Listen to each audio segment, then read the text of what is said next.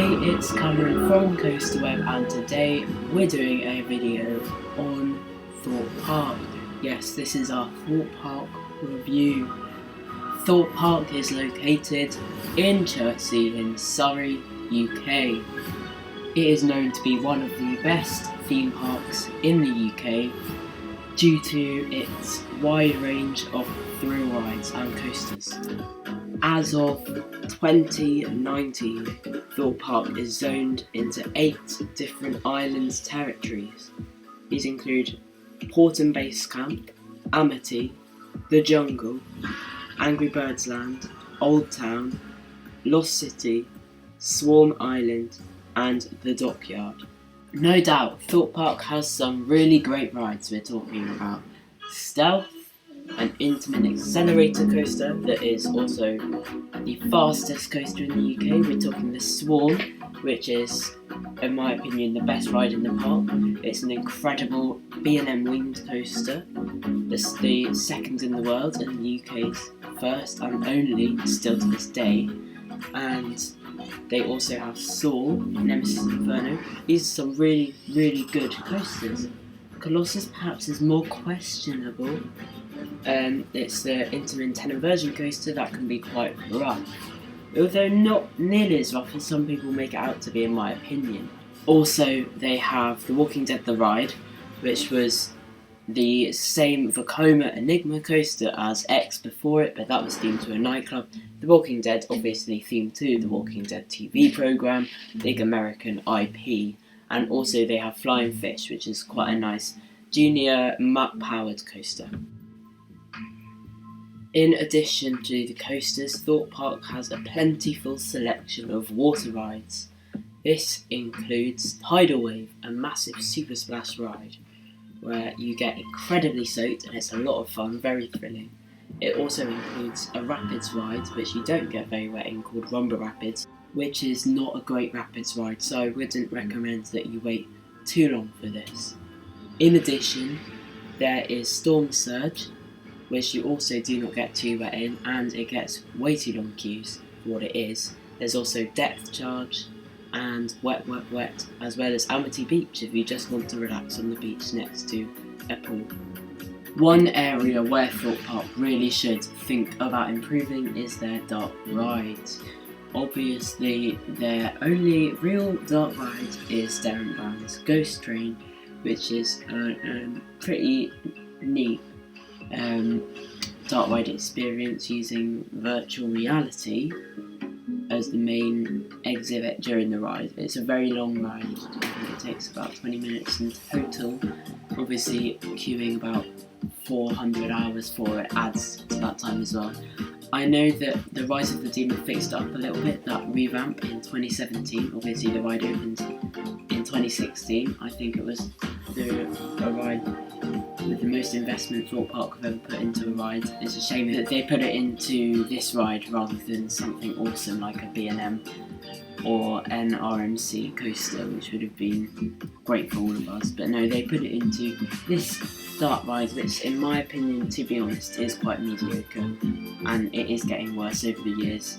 We're getting into situations where it's getting less and less functioning, so quite often sometimes the VR might be out of sync. These are pretty big issues in terms of the ride experience. Obviously they've got less actors than when it opened because Thorpe Park has budget cuts every second of their life, so therefore there were a lot of actors missing the most recent time I went into this.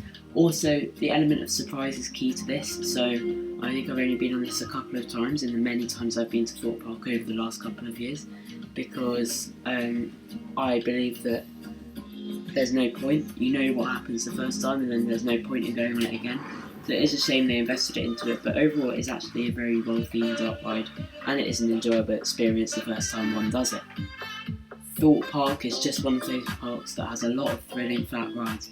We are talking about Rush and S&S Speed Swing, Samurai and Mondial Top Scan. We're talking about Quantum, which is a magic carpet, Vortex, a KMG afterburner, Zodiac, which is an Enterprise, Huss Enterprise, the Fabry Drop Tower, which is detonator bombs away. Yeah, there's a lot of thrilling flat rides, especially in the Lost City, so if you like your thrill flat rides, you should go to the Lost City first. Thorpe Park's main family areas. Well, the main one is probably Angry Birds Land. It's themed to Angry Birds, it's obviously a family video game. It's got 3 rides, I guess 2 rides and 1 attraction. The family Dodgems, King Pig's World Dodgems. It's got the 4D cinema experience for the young ones, and also it has detonator bombs away, obviously the drop tower, that's much more thrilling. So like a graduating ride. Also Old Town is a family area essentially now. I get that Samurai and Saw are in it, but the main bit of Old Town, which is around the theming bit of Old Town. Rocky Express is there, Timber Tugboat and Lumber Jump. Actually, 2 of those rides aren't themed particularly well to the Old Town. However, the overall area does have a family vibe and it is attracting families. So I would call those 2 areas the main family areas. When Thorpe Park began back in 1979, it was on the whole an amusement park. When Tussauds took over, they added much more theming, and we saw that originally in rides like Colossus, which used to have a lot of theming, Nemesis Inferno, which still does have a lot of theming. When Merlin took over, their first ride that they added was Saw. That has a lot of theming, and the Swarm has brilliant theming.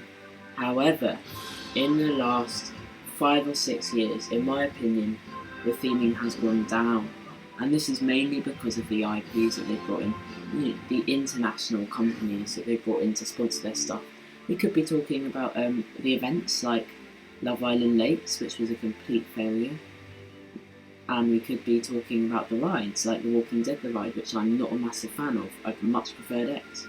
And we could also be talking about Angry Birds Land, and we could be talking about the I'm a Celebrity maze, which has now been totally rethemed, thank God, because I don't like IPs like that at all.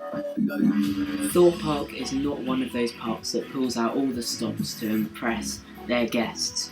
Their food, their drinks, their customer service, not world class, but it is made up for by the quality of some of their rides. They have some of the best flat rides and some of the best coasters, provide some of the best thrills in the UK, no doubt. And therefore, I recommend anyone to go to Thorpe Park because it is a lot of fun going there, and I do enjoy all of my visits there. Anyways, thanks for listening to my Thorpe Park review, my views on Thorpe Park. If you have any different views, if you disagree or agree with me, post them down below. Thanks for listening, bye.